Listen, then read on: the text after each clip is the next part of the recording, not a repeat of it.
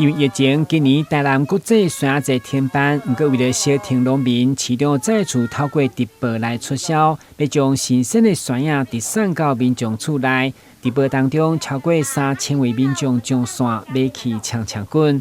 会中农会总干事也特别将市场2013年伫国际酸鸭节所种酸鸭树的酸鸭送来直播现场，让市场相当意外。除了为活动加开数目，毛市场更加卖力促销。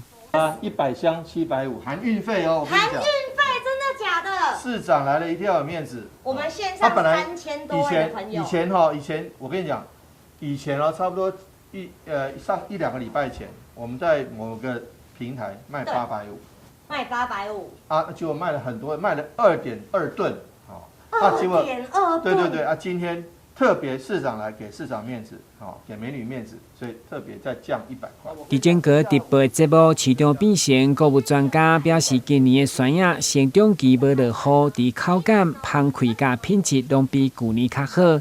强调所有酸鸭拢是冷面的，短30分钟内就卖出1箱765有100箱的好成绩。台南市是全台湾最大，而且是最好吃的，而且产量最多的产区。对。那我们今年芒果因为前一阵子比较少雨，所以比较少雨怎样就比较甜。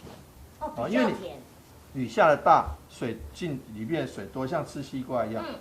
雨季的时候西瓜切下来就不甜。是。但是稍微有点没有雨的时候，西瓜超甜。